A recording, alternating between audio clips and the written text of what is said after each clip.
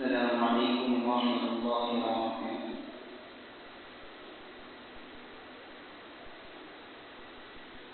الحمد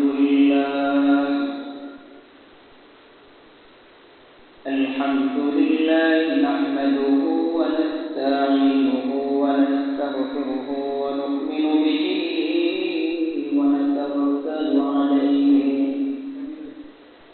ونعوذ بالله من شرور أنفسنا ومن سيئات أعمالنا.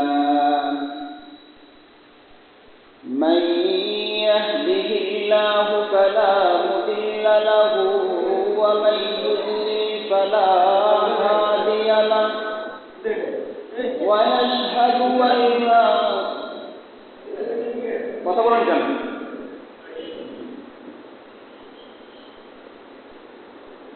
ونشهد أن سيدنا ومولانا محمدا عبده ورسوله صلى الله تعالى عليه وعلى آله وأصحابه وبارك وسلم تسليما كثيرا. أما بعد فأعوذ بالله من الشيطان الرجيم. بسم الله الرحمن الرحيم. واعبدوا الله ولا تشركوا به شيئا وبالوالدين إحسانا وبذي القربى واليتامى والمساكين. وقال النبي صلى الله عليه وسلم: من يؤمن بالله واليوم الآخر فليحسن إلى جاره، أو كما قال النبي عليه الصلاة والسلام. آمنت بالله، صدق الله مولانا العظيم، وصدق رسوله النبي الكريم، ونحن على ذلك لمن الشاهدين والشاكرين والذاكرين، والحمد لله رب العالمين. سبحانك لا علم لنا إلا ما علمتنا، إنك أنت العليم الحكيم. اللهم صل على محمد وعلى آل محمد كما صليت على إبراهيم وعلى آل إبراهيم إنك حميد مجيد. اللهم بارك على محمد وعلى آل محمد كما باركت على إبراهيم وعلى آل إبراهيم إنك حميد مجيد. الحمد لله। আল্লাহ পাক রব্বুল আলামিনের নিকট লাখ কোটি শুকর ও সুজুদ, যিনি আল্লাহ পাক রব্বুল আলামিন ফিতনা ফাসাদের জামানায় সমস্ত ফিতনা থেকে মুক্ত করে আমাকে আপনাকে দীর্ঘ এক সপ্তাহ পর পবিত্র জুমার নামাজ আদায়ের উদ্দেশ্যে আল্লাহর মসজিদের সর্বপ্রথম এসে বসার তৌফিক প্রদান করেছেন। এই জন্য আল্লাহ পাক রব্বুল আলামিনের নিকট শুকরিয়া জ্ঞাপন করি, আলহামদুলিল্লাহ। মুহতারাম সামিঈন, আমি আপনাদের সামনে আল্লাহ পাক রব্বুল আলামিনের কালামুল্লাহ শরীফ থেকে আয়াতের কিছু অংশ তিলাওয়াত করেছি। রাসূল আকরাম সাল্লাল্লাহু আলাইহি ওয়াসাল্লামের অসংখ্য হাদিস থেকে হাদিসের কিছু অংশ বর্ণনা করেছি। আল্লাহ যদি তৌফিক দান করেন উক্ত আয়াত এবং হাদিসকে সামনে রেখে কিছু কথা বলার চেষ্টা করব ইনশাআল্লাহ। মুহতারাম সামিঈন, যে আয়াতটা তিলাওয়াত করেছি, আল্লাহ পাক রব্বুল আলামিন আয়াতের মধ্যে প্রতিবেশীর হক, একজন আরেকজনের পাশে থাকলে আমরা একে অপরের সাথে প্রতিবেশী হিসেবে বসবাস করি। তো প্রতিবেশীর হক কি, কেমন আচরণ করা হবে প্রতিবেশীর সাথে, আল্লাহ পাক রব্বুল আলামিন আয়াতের মধ্যে বলে দিয়েছেন। আল্লাহ পাক রব্বুল আলামিন বলেন, ওয়া'বুদুল্লাহা ওয়া লা তুশরিকু বিহি শাইআ। আল্লাহ পাক রব্বুল আলামিন ডাক দিয়া বলেন, বান্দা ওয়া'বুদুল্লাহ, তোমরা আল্লাহর ইবাদত করো, ওয়া লা তুশরিকু বিহি শাইআ, এক আল্লাহর সাথে অন্য কাউকে শরীক করিও না। ওয়াবিল ওয়ালিদাইনি ইহসানা, এবং পিতা মাতার সাথে ভালো ব্যবহার করো, সৎ ব্যবহার করো। ওয়াবিল কুরবা, এবং তোমার প্রতিবেশী যে আছে তার সাথেও, নিকটাত্মীয় যে আছে তোমার নিকটে যে থাকে তার সাথেও ভালো ব্যবহার করো, সৎ ব্যবহার করো। এর দ্বারা বোঝা যায় প্রতিবেশীর সাথে ভালো ব্যবহার করা উচিত, সৎ ব্যবহার করা উচিত। এখন কথা হলো, প্রতিবেশীকে, প্রতিবেশী কাকে বলে? আরবের বিখ্যাত একজন লেখক সাঈদ আল সালামি, তিনি তার কিতাবের মধ্যে লেখেন প্রতিবেশীকে। তিনি তার কিতাবের মধ্যে লেখেন, প্রতিবেশী হলো ওই ব্যক্তি, তোমার ঘরের পিছনের দিক থেকে 40টা ঘর তোমার প্রতিবেশী, তোমার ঘরের সামনের দিক থেকে 40টা ঘর তোমার প্রতিবেশী, তোমার ঘরের বাম দিক থেকে 40টা ঘর তোমার প্রতিবেশী, তোমার ঘরের ডান দিক থেকে 40টা ঘর তোমার প্রতিবেশী। আল্লামা কুরতুবী রাহমাতুল্লাহি আলাইহি তার কিতাব কুরতুবীর মধ্যে, তাফসীরে কুরতুবীর মধ্যে বলেন প্রতিবেশীকে, তিনি বলেন প্রতিবেশী হলো ওই ব্যক্তি, তুমি ঘরে কথা বললে তোমার এই কথার আওয়াজ যে পর্যন্ত শোনা যায় ওই পর্যন্ত লোকেরা হলো তোমার প্রতিবেশী। তাদের সাথে সৎ ব্যবহার করতে হবে, ভালো ব্যবহার করতে হবে। এই জন্য রাসূল সাল্লাল্লাহু আলাইহি ওয়াসাল্লাম বলেন,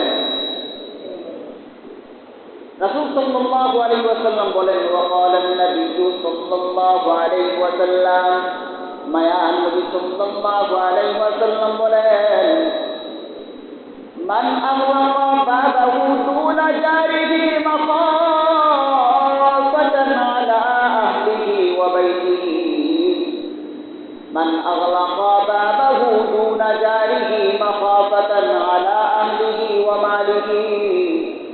রাসূল বলেন, যে ব্যক্তি নাকি আমার যে উম্মত তার ঘরের দরজাটাকে বন্ধ করে দেয়, এই ভয়ে যে তার প্রতিবেশী তার ঘরের মধ্যে আসবে, ঘরের মধ্যে আসার ফলে তার পরিবারের লোক বলবে, কি ব্যাপার, ওই লোকটাকে আমাদের ঘরের মধ্যে বারবার কেন আসতে দেওয়া হয়?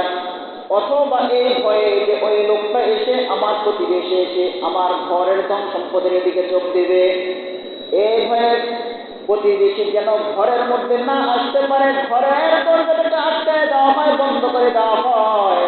মায়ান নবী বলেন, ফালাইসা বিমুমিন, আমার যে উম্মত এই কাজটা করবে ওই উম্মত প্রকৃতপক্ষে ঈমানদার নয়, সম্পূর্ণ ঈমানদার নয়।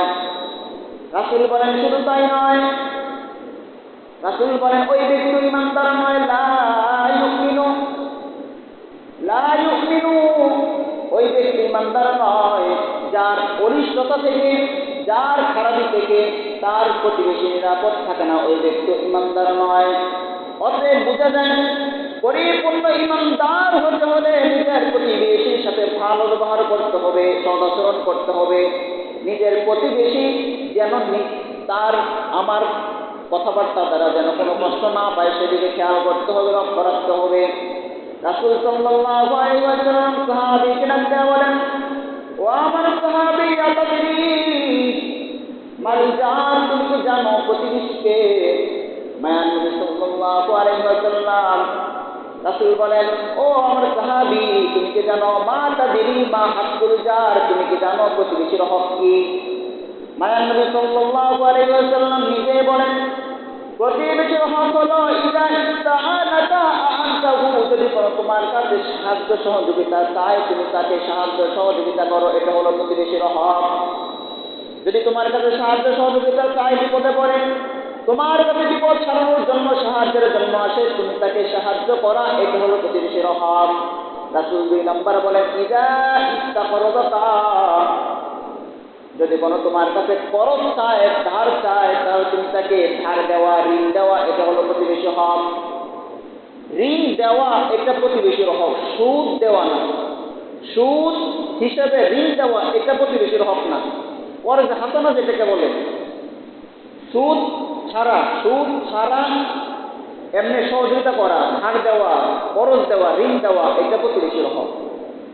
যদি আপনি সুদ সহকারে ধার দেন, এটাকে ঋণ বলা না, এটাকে প্রতিবেশীকে সাহায্য করা বলা না, এটাকে সুদ বলা হয়। যে সুদ হারাম, যে সুদ খাওয়া হারাম, ওই সুদ হিসাবে প্রতিবেশীকে, আমাদের সমাজের মধ্যে এখন অভাব নাই, কেউ যদি বড় লোক কারো কাছে যদি গরিব কেউ টাকা আনতে যায়, টাকার জন্য যায়, তখন সে সুদ ছাড়া টাকা দিতে চায় না, বরং একটা 10,000 টাকা দিলে এই 10,000 টাকার সাথে কিছু টাকা ধার্য করে দেয়, যে 1 মাস পরে দিলে এত টাকা দিতে হবে, 2 মাস পরে দিলে এত টাকা দিতে হবে, 3 মাস পরে দিলে এত টাকা দিতে হবে। এইটাকে ওই প্রতিবেশীকে সাহায্য করা বলে না, বরং প্রতিবেশীর হক তো আদায় হয় না, বরং উল্টা গুনাহগার হতে হয়। এটাই রাসূল বলেছেন। রাসূল বলেন, ইযা তাকরাযাকা, যদি তোমার কাছে সাহায্য চায়, ফারাস্তাহু, তুমি তাকে সাহায্য করো, তুমি তাকে ঋণ দাও, এটা তোমার প্রতিবেশীর হক। তুমি তাকে দয়া করতেছো এমন না, তোমার হক আদায় করতেছো, নিজের হকটা আদায় করতেছো। রাসূল সাল্লাল্লাহু আলাইহি ওয়াসাল্লাম পরে বলেন, রাসূল বলেন, যদি কোনো তোমার প্রতিবেশী দরিদ্র হয়ে যায়, তোমার প্রতিবেশী খাইতে পায় না, তোমার প্রতিবেশীর টাকা নাই, ঘরের মধ্যে কোনো খাবার নাই, ফাউফতা আলাইহি, যদি কোনো তোমার প্রতিবেশীর কাছে এমন কোনো দিন চলে আসে যে তার ঘরের মধ্যে কোনো খাবার নাই, তাহলে তুমি তাকে সাহায্যের হাত বাড়াইয়া দাও। মায়ান নবী সাল্লাল্লাহু আলাইহি ওয়াসাল্লাম বলেন, প্রতিবেশীর হক হলো, একজন প্রতিবেশী যখন নাকি বড় দালান দেয়, আরেকজন প্রতিবেশী পাশে যে আছেন, ওই প্রতিবেশীর বড় দালানের কারণে পাশের প্রতিবেশীর ঘরের মধ্যে বাতাস ঢুকতে পারে না, আলো ঢুকতে পারে না। রাসূল বলেন, এইটা কেউ যদি প্রতিবেশীর অনুমতি ছাড়া পাশের জায়গার মধ্যে, নিজের জায়গার মধ্যে বড় বিল্ডিং উঠায়, বড় দালান উঠায়, এটা প্রতিবেশীর হক নষ্ট করা হবে। এই জন্য নিজে বিল্ডিং দিতে দেওয়ার সময় আপনার পাশে যে আছে তাকে জিজ্ঞাসা করবেন, ভাই আমি তো বিল্ডিং দিতে চাইতেছি, আমার এই জায়গাটার মধ্যে থাকা সম্ভব হইতেছে না, আমার অনেক সন্তান আছে, এখন সন্তানের চাকরিতে হলেও আমাকে বিল্ডিং দেওয়া লাগতেছে, এখন আপনি যদি অনুমতি দেন, আপনার যদি সমস্যা না হয়, তাহলে আমি আমার বিল্ডিংটা দিতে চাই। প্রতিবেশী নিষেধ করবে না, বরং খুশি হয়ে যাবে যে আমার থেকে অনুমতি চাইছে। আমাদেরকে ইসলাম শিক্ষা দেয় যে অপরের হক নষ্ট করা যাবে না। আপনি একটা বিল্ডিং দিতেছেন, সমাজের মধ্যে কেউ বিল্ডিং দিলে কি নিষেধ করে? কেউ নিষেধ করে না, বরং আপনি যদি প্রতিবেশীর কাছে অনুমতি চান, প্রতিবেশী খুশি হয়ে যাবে, দেখছো অমুক লোক তার এত সম্মানিত হওয়ার পরেও আমার কাছে অনুমতি চাইছে, খুশি হয়ে আপনাকে অনুমতি দিয়ে দিবে। রাসূল সাল্লাল্লাহু আলাইহি ওয়াসাল্লাম বলেন, প্রতিবেশীর হক কি জানো? প্রতিবেশীর হক হলো, তোমার ঘরের ডেগের কারণে, পাতিলের কারণে যেন তোমার প্রতিবেশীর কোনো কষ্ট না পায়, তোমার ঘরের চুলার কারণে যেন প্রতিবেশী কোনো কষ্ট না পায়, এটা তোমার প্রতিবেশীর হক। রাসূল কি বুঝাইছেন? আপনি বড় লোক, আপনি গরুর গোশত আয়না খান, আপনি বড় লোক, আপনি মুরগি আয়না খান, মাছ আয়না খান। রাসূল বলেন, তোমার এইগুলোর কারণে যেন তোমার প্রতিবেশীর কোনো কষ্ট না পায়। একজন প্রতিবেশী সে গরুর গোশত 5 বছর একবার চোখে দেখে না, একজন প্রতিবেশী সে মুরগির গোশত খাইতে পারে না, এমন হত দরিদ্র, কিন্তু আপনার এই গোশত আনার কারণে, গোশত দেখার কারণে ওই প্রতিবেশীর মনে থাকবে, যদি আমি খাইতে পারতাম, ওই প্রতিবেশীর মনে থাকবে, যদি আল্লাহ আমাকে এত টাকা দিত। এই যে প্রতিবেশীর মনে একটা কষ্ট গেছে, রাসূল বলেন এটা আপনার প্রতিবেশীর হক নষ্ট করলেন। রাসূল বলেন, যদি কোনো এমনটা করতে হয়, তাহলে তুমি গোশত দিতে না পারো, গোশতের মধ্যে ঝোলটা একটু বাড়ায় দাও, যাতে তোমার প্রতিবেশীকে তুমি দিতে পারো। গোশত আনছেন 1 কেজি, আপনার পরিবারের মধ্যে হইতেছে না, রাসূল বলেন গোশত না দিতে পারো, ঝোলটা বাড়ায় দাও, যাতে তোমার প্রতিবেশী যে আছে তাকে গোশত না দিলেও ঝোল দিয়ে যেন সান্ত্বনা দিতে পারো। আর যদি রাসূল বলেন যদি কোনো এমনটা না পারো, তাহলে তুমি ভালো খাবার কোনো কিছু আনলে সেটাকে একটা ব্যাগের মধ্যে করে আনো, যাতে তোমার প্রতিবেশী যাতে না বুঝতে পারে, না জানতে পারে যে অমুক অমুক বাড়িওয়ালা বুঝ করে গেছে, যাতে তোমার কারণে তোমার প্রতিবেশী কোনো কষ্ট না পায়। রাসূল সাল্লাল্লাহু আলাইহি ওয়াসাল্লাম ইসলাম আমাদেরকে কি শিক্ষা না দেয়। রাসূল সাল্লাল্লাহু আলাইহি ওয়াসাল্লাম বলেন, কেউ ফল কিনে আনছে, তোমার সন্তানের হাতে দিয়া তোমার সন্তানকে ঘরের বাইরে পাঠাইও না, যে তোমার সন্তানের হাতের মধ্যে ফল দেখার কারণে পাশের তোমার প্রতিবেশী যে আছে, তার সন্তানেরা আক্ষেপ করবে, হাই আজকে আমার বাবা মার টাকা না থাকার কারণে আমরা খাইতে পারতেছি না। যদি কোনো খাইতেও হয়, তোমার সন্তানকে ঘরের মধ্যে বইসা খাওয়াইয়া তারপরে বাইরে পাঠাও, যাতে ওই প্রতিবেশীর মনে কষ্ট না পায়, ওই প্রতিবেশী যাতে না বুঝতে পারে। এই জন্য রাসূল বলেন, প্রতিবেশীর হক সম্পর্কে সচেতন হও। বিদায় হজের ভাষণের মধ্যে হযরত আবু উমামা রাদিয়াল্লাহু তাআলা আনহু তিনি বলেন, বিদায় হজের ভাষণের মধ্যে রাসূল সাল্লাল্লাহু আলাইহি ওয়াসাল্লাম বারবার তাকিদ দিচ্ছেন, প্রতিবেশীর হক সম্পর্কে বারবার বলছেন। আবু উমামা রাদিয়াল্লাহু তাআলা আনহু বলেন, আমি তো ধারণা করেছি রাসূল বলবেন, রাসূল আমাদেরকে প্রতিবেশীদেরকে আমাদের ওয়ারিস বানায় দিবেন, উত্তরসূরি বানায় দিবেন। এতবার প্রতিবেশীর হক সম্পর্কে আমাদেরকে তাকিদ দিয়েছেন। রাসূল সাল্লাল্লাহু আলাইহি ওয়াসাল্লাম আরেক হাদিসের মধ্যে বলেন, হযরত জিবরাইল আলাইহিস সালাম আমাকে প্রতিবেশী সম্পর্কে এতবার বলেছেন, এতবার আমাকে তাকিদ দিয়েছেন যে আমি ভেবেছি হযরত জিবরাইল আলাইহিস সালাম হয়তো প্রতিবেশীকে আমার উত্তরসূরি, আমার ওয়ারিস হিসেবে গণনা করে দিবেন। এতবার প্রতিবেশী সম্পর্কে বলেছেন। প্রতিবেশীর হক অনেক। কিয়ামতের দিন আল্লাহ পাক রব্বুল আলামিন সব কিছু ক্ষমা করবেন, কিন্তু বান্দার হক ক্ষমা করবেন না। কিয়ামতের দিন আল্লাহ পাক রব্বুল আলামিন সব ক্ষমা করবেন, বান্দার হক ক্ষমা করবেন না। করতে পারেন না এমন না, আল্লাহ ক্ষমা করতে পারেন কিন্তু করবেন না। আল্লাহ নিজে বলে দিয়েছেন, সব ক্ষমা করব, কিন্তু আমার সাথে শিরিক আর প্রতিবেশীর হক, বান্দার হক আমি ক্ষমা করব। এই জন্য প্রতিবেশীর হক সম্পর্কে অনেক সোচ্চার হতে হবে। প্রতিবেশীকে আপনার পাশে যে থাকে, আপনার ঘরের পাশে যে থাকে, আপনি মসজিদে আসছেন, আপনার উভয় পাশে যে আছে, আপনি গাড়িতে উঠছেন, আপনার গাড়ি আপনার সিটের পাশে যে আছে, সে আপনার প্রতিবেশী। মোট কথা, শরীয়র দৃষ্টিকোণ থেকে আইনগতভাবে আপনার পাশে থাকার যে যোগ্যতা রাখে সে আপনার প্রতিবেশী। তার সাথে আপনার সদাচরণ করতে হবে, তার সাথে আপনার ভালো আচরণ করতে হবে। যদি প্রতিবেশীর হক নষ্ট করেন, কিয়ামতের দিন যদি প্রতিবেশী আল্লাহর কাছে মামলা দায়ের করে, তাহলে তার উত্তর দিয়ে আপনাকে আল্লাহর কাছ থেকে রেহাই পেতে হবে। উত্তর দেওয়া ছাড়া আল্লাহর সামনে থেকে নড়তে পারবেন না। সাধারণত 3 ধরনের প্রতিবেশী হয়ে থাকে। 1 নম্বর হলো ওই কাফের প্রতিবেশী, যে আপনার আত্মীয় না, শুধু প্রতিবেশী। 2 নম্বর হলো মুসলমান প্রতিবেশী, যে আপনার আত্মীয় না, যে আপনার আত্মীয় আর মুসলমান। 1 নম্বর হলো কাফের প্রতিবেশী, সে শুধু প্রতিবেশীর দিক থেকে আপনার প্রতিবেশী, আত্মীয় না, আত্মীয়র দিক থেকেও মিল নেই, ধর্মের দিক থেকেও মিল নেই। 2 নম্বর হলো আপনার মুসলমান আত্মীয় প্রতিবেশী, আপনার ধর্মের দিক থেকে মিল আছে, প্রতিবেশীর দিক থেকে মিল আছে, আবার আপনার আত্মীয় 3 দিক থেকে তার মিল আছে। 2 নম্বর হলো আত্মীয় না কিন্তু মুসলমান প্রতিবেশী, মুসলমান প্রতিবেশীর দিক থেকে মিল আছে, আবার মুসলমান হিসেবে ধর্মের দিক থেকে মিল আছে। এই 3 ধরনের প্রতিবেশী, তাদের সাথে আপনার সদাচরণ করতে হবে। যদি প্রতিবেশীর হক নষ্ট হয়, তাহলে আল্লাহর কাছে জবাব দিতে হবে। আল্লাহ রাসূল সাল্লাল্লাহু আলাইহি ওয়াসাল্লাম বলেন, ও আমার সাহাবায়ে কেরাম, তোমরা কি জানো আতাদরুনা মানিল মুফলিস? ও আমার সাহাবায়ে কেরাম, তোমরা কি জানো দরিদ্র কারা? সাহাবায়ে কেরাম বলেন, ক্বালু আল মুফলিসু ফিনা মান লা দিরহাম লাহু ওয়ালা মাতাহ।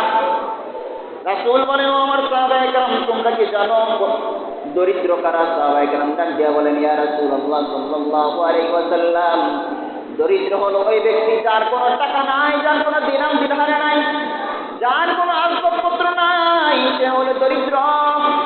মায়ের নবী ডাক দিয়া বলেন, না না, ওই ব্যক্তি দরিদ্র না। রাসূল ডাক দিয়া বলেন, ও আমার সাহাবী, আল মুফলিসু ফিনা মান ইয়াতি ইয়াউমাল কিয়ামাহ বিসলাতিন ওয়া সিয়ামিন ওয়া যাকাত। রাসূল বলেন আমার উম্মতের মধ্যে দরিদ্র হলো ওই ব্যক্তি যে নাকি কিয়ামতের দিন নামাজের পাহাড় নিয়ে আসবে, যে ব্যক্তি নাকি কিয়ামতের দিন রোজার পাহাড় নিয়ে আসবে, যাকাতের পাহাড় নিয়ে আসবে, অনেক সওয়াবের পাহাড় নিয়ে আসবে, ওই ব্যক্তি দরিদ্র। সাহাবায়ে কেরাম হতবাক হয়ে গেছে। মায়ান নবী সাল্লাল্লাহু আলাইহি ওয়াসাল্লাম বলেন, ও আমার সাহাবী, কেন দরিদ্র বললাম জানোনি? কারণ হলো ওই ব্যক্তি রোজার নামাজের সওয়াবের পাহাড় নিয়ে আসবে, রোজার সওয়াবের পাহাড় নিয়ে আসবে, যাকাতের পাহাড় নিয়ে আসবে, কিন্তু সমস্যা হলো এত সওয়াবের পাহাড় নিয়ে আসার পরেও পরবর্তীতে একজন এসে বলবে, ইয়া রাব্বানা আলামিন, আল্লাহর কাছে মামলা দায়ের করবে, কত শাসানা হাজা, আল্লাহর কাছে বলবে, ইয়া আল্লাহ, এই ব্যক্তি দুনিয়ায় থাকতে আমার উপর জুলুম করছে। আরেকজন এসে বলবে, ইয়া আল্লাহ, এই ব্যক্তি দুনিয়া থাকতে আমার হক মাইরা খাইছে। আরেকজন এসে বলবে, ইয়া আল্লাহ, দুনিয়া থাকতে আমার রক্ত ঝরাইছে। এভাবে একে একে আস্তে আস্তে আল্লাহ পাক রব্বুল আলামিনের নিকট একজন এসে বিচার দায়ের করবেন। আল্লাহ পাক রব্বুল আলামিন কিয়ামতের দিন তো আর টাকা পয়সা নাই, ঠিক কিয়ামতের দিন টাকা পয়সা ধন সম্পদের কোনো লেনদেন নাই। একজন এসে বলবে, ইয়া আল্লাহ, আমার হক মাইরা খাইছে। আল্লাহ পাক রব্বুল আলামিন ওই সওয়াবের পাহাড় থেকে তার হক আদায় করে দেবেন। আরেকজন এসে বলবে, ইয়া আল্লাহ, এই ব্যক্তি দুনিয়ায় থাকতে আমার উপর জুলুম করছে, আল্লাহ পাক রব্বুল আলামিন সওয়াবের পাহাড় থেকে তার হক আদায় করে দিবেন। আরেকজন এসে বলবে, আল্লাহ, দুনিয়ায় থাকতে আমার রক্ত ঝরাইছে, ওই সওয়াবের পাহাড় থেকে আল্লাহ পাক রব্বুল আলামিন বান্দার হক আদায় করে দিবেন।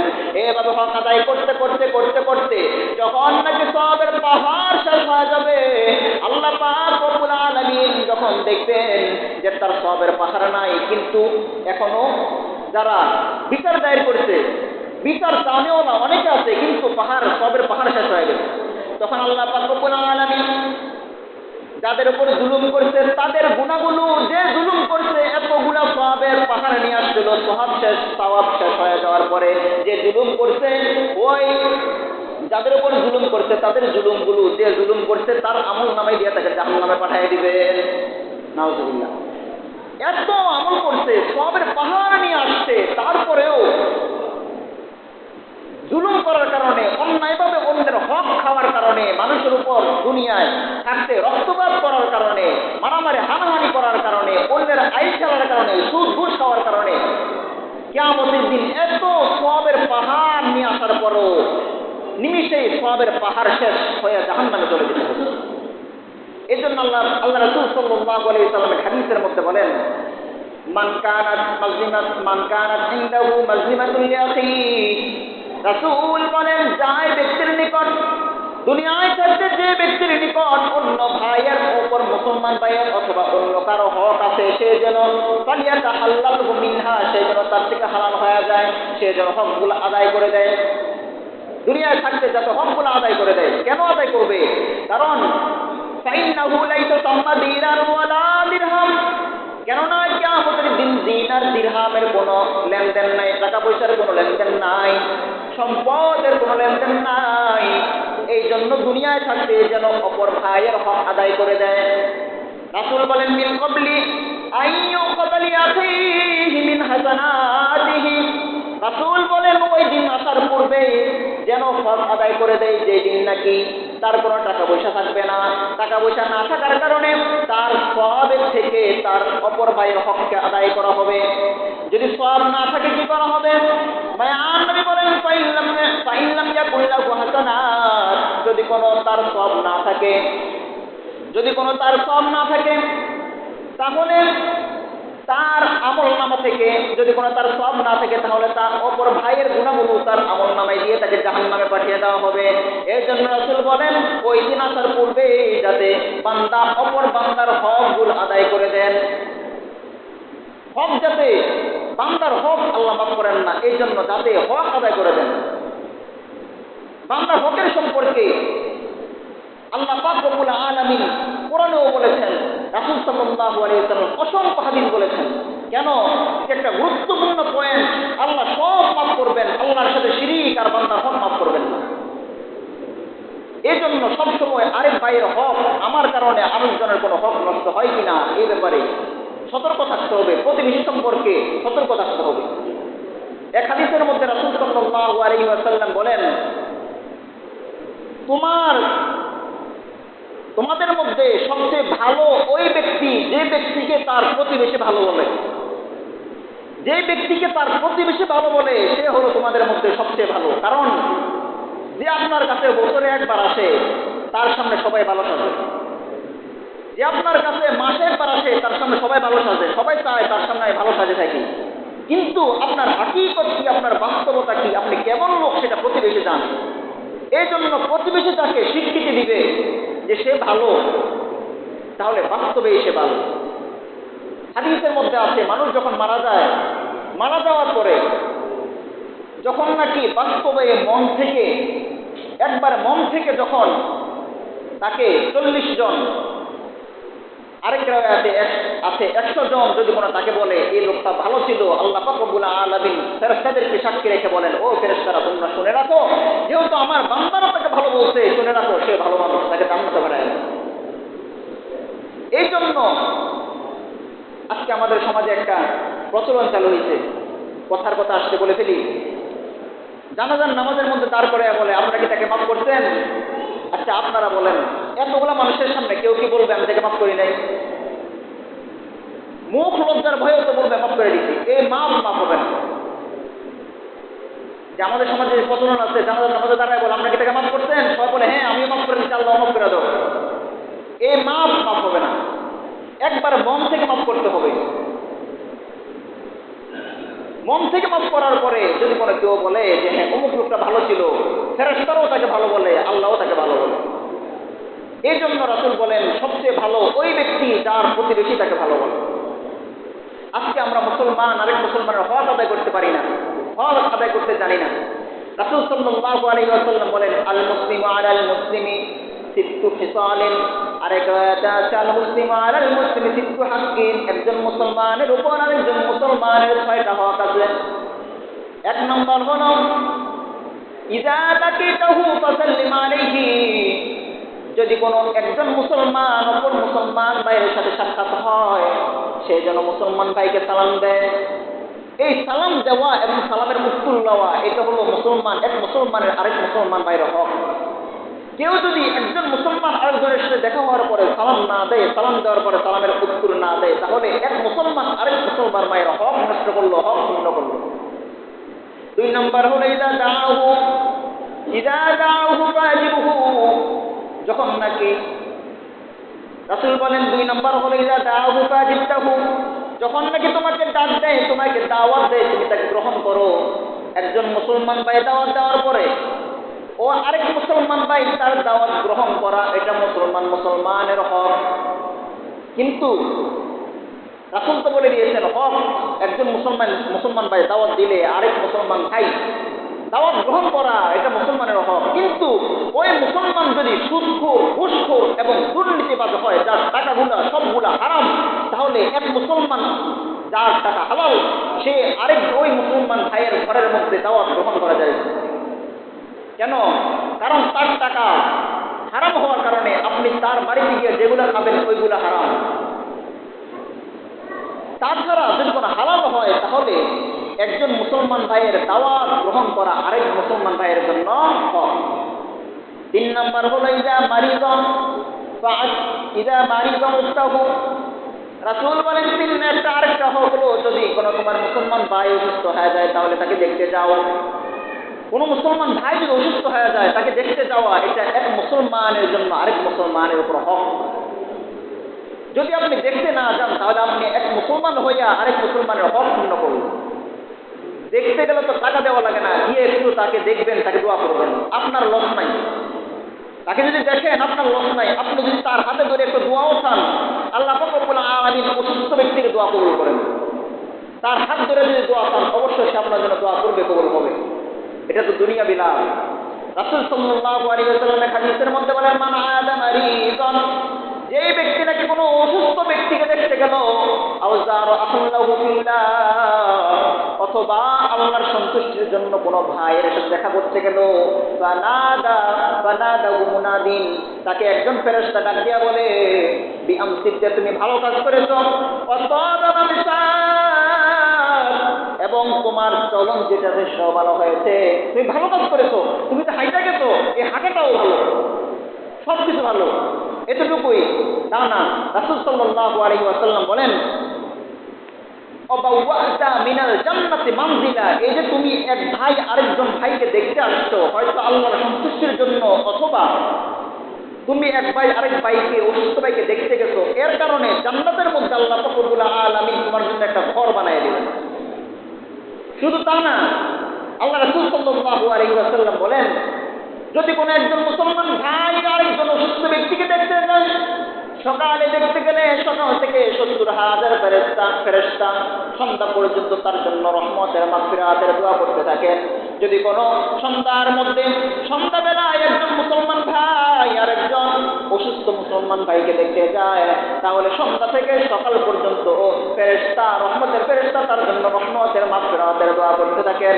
শুধু তাই নয়, জান্নাতের মধ্যে তার জন্য একটা বাগান তৈরি করে দেওয়া হয়। কেন? একজন মুসলমান ভাই আরেকজন মুসলমান ভাইকে দেখতে গেলে দুনিয়ারও লাভ, আখিরাতের লাভ। দুনিয়ার লাভ কি? আপনি যদি তার সাথে দেখতে যান, তার সাথে আপনার একটা অন্তরঙ্গ মহব্বত সৃষ্টি হবে, তার সাথে আপনার একটা ভ্রাতৃত্বপূর্ণ আচরণ হবে। আখিরাতের লাভ, কিয়ামতের দিন আপনার আখিরাতের লাভ হলো আপনার জন্য একটা বাগান তৈরি হবে। আখিরাতের লাভ হলো আপনার জন্য একটা জান্নাতের মধ্যে ঘর তৈরি হবে। আখিরাতের লাভ হলো আপনার জন্য 70,000 ফেরেশতা রহমতের মাগফিরাতের দোয়া করতে থাকবে। আখিরাতের লাভ হলো ফেরেশতারা আপনার জন্য সুসংবাদ দিয়ে দেবে। এই হলো 3 নাম্বার, একজন মুসলমান ভাইয়ের আরেকজন মুসলমান ভাইয়ের যে হক, এর মধ্যে 3 নাম্বার।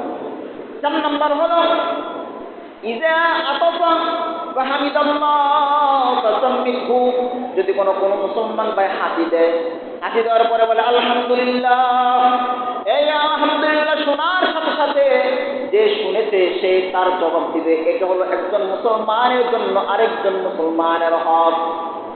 একজন মুসলমানের জন্য আরেকজন মুসলমানের হক, যদি হাসি দেয় তাহলে হাসির উত্তরে আলহামদুলিল্লাহ বলার পরে হাসির উত্তর দেওয়া।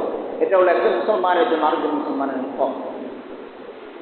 একজন মুসলমানের জন্য আরেকজন মুসলমানের হকের 5 নম্বর হলো ইজা আরেকটা হক হলো, যদি কোনো আপনাদের কাছে উপদেশ চাই, যদি কোনো আপনার কাছে উপদেশ চাই, আপনি তাকে সৎ উপদেশ দেন। আজকে আমাদের সমাজের মধ্যে যদি কোনো বুদ্ধিমান মনে করে কারোর কাছে কোনো উপদেশের জন্য যায়, কোনো পরামর্শের জন্য যায়, তাহলে পরামর্শদাতা নিজের স্বার্থ রেখে তারপরে পরামর্শ দেয়। যদি পরামর্শের জন্য যায়, আগে নিজের স্বার্থ দেখে যে আমি যদি এই পরামর্শটা দেই তাহলে আমার কি স্বার্থ আছে, এই স্বার্থ দেখে তারপরে পরামর্শ দেয়। এই পরামর্শের জন্য তার উল্টা গুনাহ হবে, কোনো সওয়াব হবে না।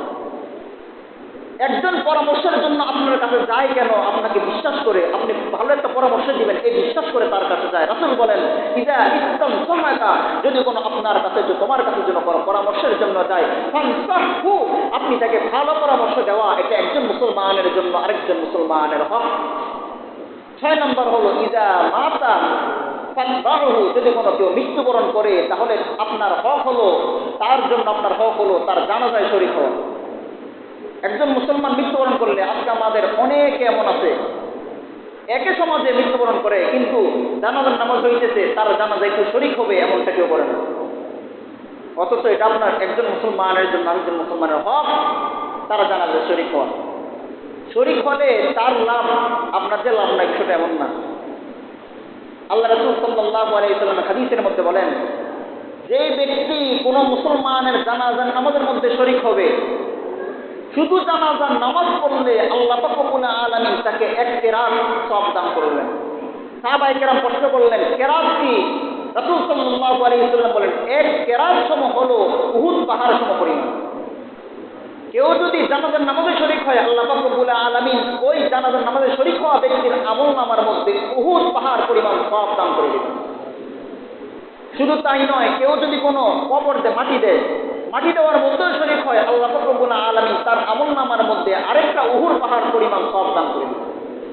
অতএব আপনি যাবেন ওখানে, শুধু তার লাভ না, আপনারও লাভ আছে, দুনিয়ার লাভ, আখিরাতের লাভ।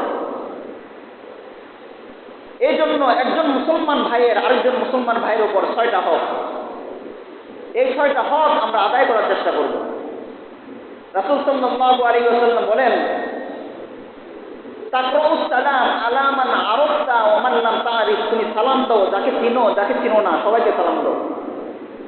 কিন্তু সালামের প্রচলন আমাদের থেকে উঠে গেছে। আজকে আজকে আমরা সালাম দিই না, হয়তো দেখলে হাই হ্যালো। মনে রাখবেন, আপনার বর্তমানে ইসলামের কোনো কাজ করলে, ইসলামে কোরআন হাদিসের আছে এমন কোনো কাজ করলে আপনার যেমন নাকি কাজটাও হয়ে যাবে, সাথে সাথে সওয়াবটাও হয়ে যাবে।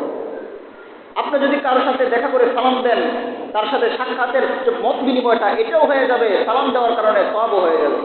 কিন্তু আপনি যদি একজনকে দেখে বলেন হাই হ্যালো, সওয়াব তো হবেই না, বরং যদি কোনো এটা বিধর্মীদের রীতিনীতি হয় তাহলে উল্টা গুনাহ হবে। এই জন্য ইসলামিক যে কালচার, এগুলোকে আমাদের জীবনের মধ্যে বাস্তবায়নের চেষ্টা করতে হবে। একজন মুসলমান আরেকজন মুসলমানের হক আদায় করার প্রতি সচেষ্ট থাকতে হবে। একজন মুসলমান আরেকজন মুসলমানের হক কিভাবে আদায় করা যায় সেদিকে লক্ষ্য রাখতে হবে। আল্লাহ রাসূল সাল্লাল্লাহু আলাইহি ওয়াসাল্লাম বলেন, আজকে আমরা সহযোগিতা করি না, অথচ রাসূল বলেছেন ইজা ইসতাআনাকা ফাআনতাহু, যদি তোমার প্রতিবেশী, তোমার ঘরের লোক, তোমার আত্মীয় স্বজন তোমার কাছে সাহায্য চায় তাহলে তাকে সাহায্য করো। আজকে আমাদের সমাজে বড় লোক যারা আছে, ধনী যারা আছে, অনেকের মনোভাব এমন যে আমি এমন জায়গায় টাকা দান করব, এমন কাউকে টাকা দেব যাকে দিলে আমার নাম বাড়বে, যাকে দিলে আমার নাম, আমার প্রশংসা ছড়িয়ে যাবে, তাকে টাকা দেবে।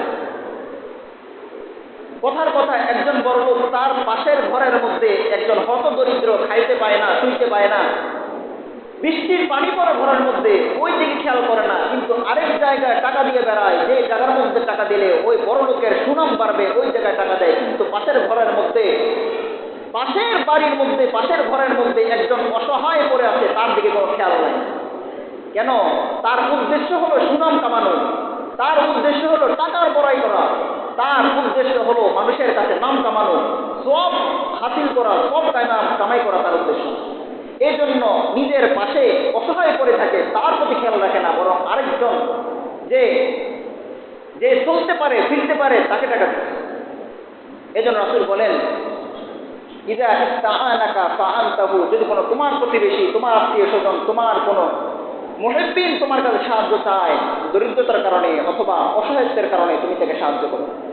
রাসূল সাল্লাল্লাহু আলাইহি ওয়াসাল্লাম বলেন, وقال النبي صلى الله عليه وسلم, মায়ান নবী সাল্লাল্লাহু আলাইহি ওয়াসাল্লাম বলেন, মান নাফাসা আন মুমিনিন কুরবাতান মিন কুরাবিদ দুনিয়া, রাসূল বলেন যে ব্যক্তি নাকি দুনিয়ার মধ্যে কোনো মুমিনের বিপদ, একটা বিপদকে দূরে সরায় দিতে, নাফাসাল্লাহু কুরবাতান মিন কুরাবি ইয়াউমিল কিয়ামাহ, রাসূল সাল্লাল্লাহু আলাইহি ওয়াসাল্লাম বলেন কিয়ামতের দিন আল্লাহ পাক রব্বুল আলামিন, ওই কিয়ামতের দিন যেটা নাকি অনেক কঠিন, কিয়ামতের দিন আল্লাহ পাক রব্বুল আলামিন দুনিয়ায় একটা মুমিনের বিপদ সারানোর কারণে কিয়ামতের দিন ওই ব্যক্তির বিপদটা আল্লাহ সারাইয়া দিবেন।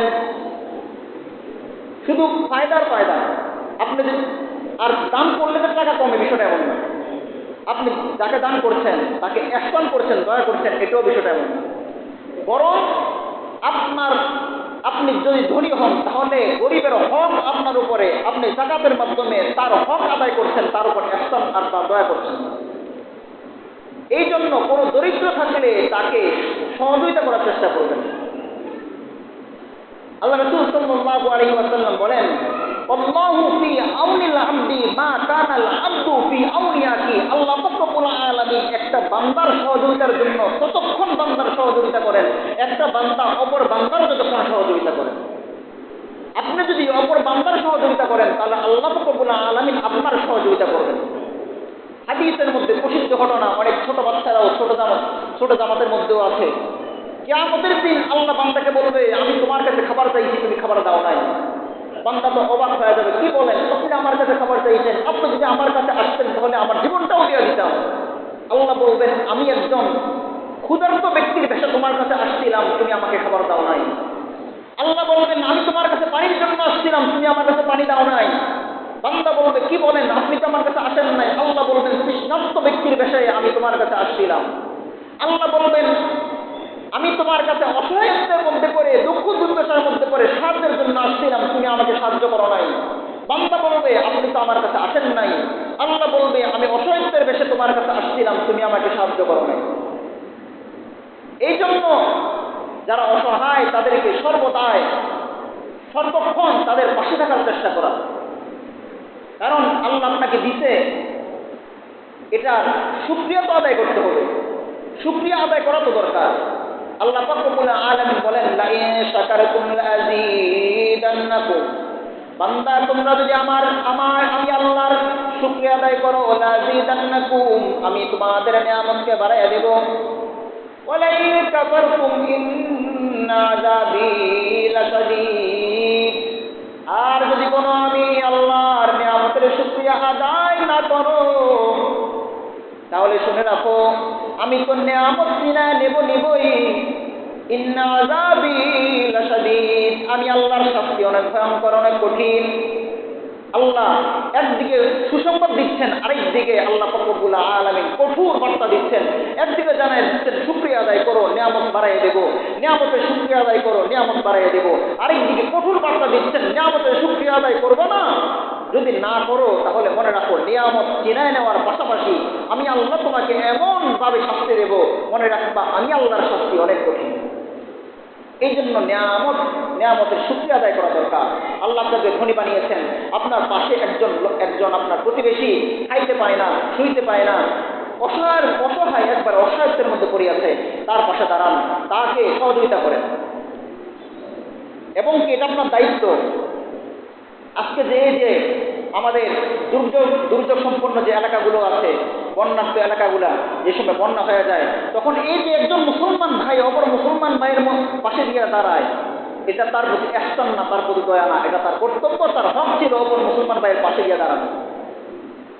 এই জন্য সবসময় আপনার প্রতিবেশী যে আছে, প্রতিবেশীর হক, বান্দার হক অনেক গুরুত্ব, অনেক গুরুত্ব। যদি আপনি যত আমল করেন, যত কিছু করেন, বান্দার হক যদি মাপ নিয়ে না যান, যত আমলে করেন, আপনাকে জাহান্নামে যেতে হবেই হবে। আল্লাহ পাক রব্বুল আলামিন আপনার আমল যতই থাকুক, আল্লাহ পাক রব্বুল আলামিন আপনাকে জান্নাতে দিবে না যতক্ষণ পর্যন্ত ওই বান্দার হক পর্যন্ত আদায় না হয়। আল্লাহ পাক রব্বুল আলামিন বলেন, রাসূল সাল্লাল্লাহু আলাইহি ওয়াসাল্লাম হাদিসের মধ্যে বলেন যে আল্লাহ পাক রব্বুল আলামিন সব ক্ষমা করবেন। আল্লাহ বলেন, হাদিসে কুদসির মধ্যে আছে যে আমি আমার বান্দার সব ক্ষমা করব, গুনাহ ক্ষমা করতে কোনো পরোয়া করব না যতক্ষণ পর্যন্ত, তবে আমি আমার বান্দা যতক্ষণ পর্যন্ত আমার সাথে শিরিক করে এবং অন্যের হক আদায় না করে ততক্ষণ পর্যন্ত আমি আমার বান্দাকে ক্ষমা করব না। তাছাড়া অন্য যত গুনাহ আছে আমি আল্লাহ যদি চাই তাহলে আমি আমার বান্দার সব গুনাহ ক্ষমা করে দেব। এই জন্য হক আদায় করার প্রতি চেষ্টা করা। আজকে আমাদের সমাজের মধ্যে, বিশেষ করে দোকানপাটের মধ্যে অথবা আমাদের মহিলাদের আড্ডাগুলোর মধ্যে এত পরিমাণে গীবত হয়, এত পরিমাণে গীবত হয়। অনেকে বলে, হুজুর সে যেটা করেছে এটাই তো বলতেছে। একজনে চুরি করতেছে, দোকানপাটের মধ্যে সে নাই, তাকে নিয়ে আলোচনা হয়ে যাচ্ছে। আরেকজন গিয়ে বলতেছে, এই তুমি তার ব্যাপারে গীবত কেন করতেছো?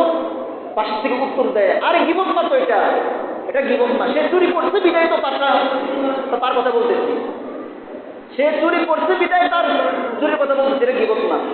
সাহাবায়ে কেরাম আল্লাহ রাসূল সাল্লাল্লাহু আলাইহি ওয়াসাল্লাম, আল্লাহু আকবার, রাহমাতুল লিল আলামিন ছিলেন। সাহাবায়ে কেরাম উম্মতের জন্য যেটা ভালো হয় আল্লাহ রাসূল সাল্লাল্লাহু আলাইহি ওয়াসাল্লাম এটা করে গিয়েছেন। সাহাবায়ে কেরাম প্রশ্ন করলেন, ইয়া রাসূলুল্লাহ, যে ব্যক্তি যেটা করছে ওইটা তার পিছনে বলে, এটা কি গীবত? আল্লাহ রাসূল সাল্লাল্লাহু আলাইহি ওয়াসাল্লাম সাহাবায়ে কেরামকে বলে, হ্যাঁ সাহাবী, এটা কিন্তু গীবত বলে। যে ব্যক্তি যেটা করছে এটা তার পিছনে বলা, এটা কিন্তু গীবত বলে। আর যদি না করে সেটা গীবত না, সেটা অপবাদ। বুঝেন নাই? যে ব্যক্তি যেটা করছে এটা তার পিছনে বলা, এটাকে গীবত বলে। আর যদি সে নাই করে থাকে তাহলে এটাকে গীবত বলে না, এটাকে অপবাদ বলে। অপবাদের শাস্তি আলাদা, গীবতের শাস্তি আলাদা। আল্লাহ রাসূল সাল্লাল্লাহু আলাইহি ওয়াসাল্লাম হাদিসের মধ্যে বলেন, গীবত আল গীবাতু আসাদ্দু মিনাজ জিনা। আমাদের সমাজের মধ্যে জিনাটাকে অনেক খারাপ ভাবে দেখা হয়। কেউ জিনা করলে আমরা তাকে অনেক খারাপ চোখে দেখি, সে জিনা করে ফেলছে। রাসূল বলেন, আল গীবাতু আসাদ্দু মিনাজ জিনা, গীবত জিনা থেকে উত্তম, গীবত জিনা থেকে নিকৃষ্ট। কেউ জিনা করলে যেমন তাকে খারাপ চোখে দেখা হয়, গীবত করার কারণে তাকে আরো ডাবল খারাপ চোখে দেখা হবে। এই জন্য আপনি একজন ভাইয়ের গীবত করা মানে হলো ওই ভাইয়ের হক নষ্ট করা। কিয়ামতের দিন যদি ওই ভাই তার ভুল কাজটাকে শুধরে যায় আর আপনার নামে আল্লাহর কাছে বিচার দায়ের করে, তাহলে অবশ্যই আপনাকে এটা জবাব দিতে হবে। তবে যদি এমন কোনো জিনিস থাকে যে একটা চোর, কথার কথা একটা চোর, সে চুরি করতেছে, সে শুধরায় না, কিন্তু আপনার মনে হইতেছে আমি যদি অমুকের কাছে বলি তাহলে সে যদি তাকে বলে সে শুধরে যাবে, তাহলে অমুকের কাছে বললে আপনার এটা গীবত হবে না। যদি এমন হয় কথার কথা সন্তান, এই ছেলেটা অনেক উল্লাপাল্লা করতেছে, যদি তার পিতা মাতার কাছে বলি তাহলে পিতা মাতা তাকে বললে, সন্তানকে বললে সন্তান শুধরে যাবে, তাহলে ওই পিতা মাতার কাছে বললে এটা গীবত হবে না। যদি এমন হয় যে এই লোকটা অনেক খারাপ কাজ করতেছে, অন্য মানুষকে এর ব্যাপারে সতর্ক করতে হবে, যদি এমন হয় তাহলে অন্য মানুষের কাছে বলতে এটা গীবত হবে না। এতক্ষণের আলোচনার মূল সারাংশ হলো আপনার প্রতিবেশী, আপনার ঘরের লোক, আপনার একসাথে সফর করতেছেন, আপনার পাশের দিকের লোক, যেখানেই থাকেন আপনার পাশের লোক যেন আপনার মাধ্যমে কোনো কষ্ট না পায় সেদিকে লক্ষ্য রাখতে হবে। আমাদের পুরুষ হই অথবা মহিলা যেই হই, সবাই এত মানুষ হওয়ার কারণে সবার হক আছে। অতএব প্রত্যেকের হকের প্রতি খেয়াল রাখতে হবে, প্রত্যেকের হক আদায় করার প্রতি সচেষ্ট থাকতে হবে। কেন সবসময় মাথায় রাখতে হবে আল্লাহ সব ক্ষমা করবেন, আল্লাহর সাথে শিরিক আর প্রতিবেশীর বান্দার হক আল্লাহ ক্ষমা করবেন না। যদি কেউ মাথায় রাখে আল্লাহ সব ক্ষমা করবেন, বলতে হবে আমাকে সব ক্ষমা করবেন, বান্দার হক ক্ষমা করবেন না, তাহলে ওই বান্দার মাধ্যমে কোনো অন্যের হক নষ্ট করার কোনো প্রশ্নই আসে না। এই জন্য অন্যের হক আদায় করার চেষ্টা করব। আল্লাহ রাব্বুল আলামিন আমাদেরকে তৌফিক দান করুন। যারা সুন্নাত করেন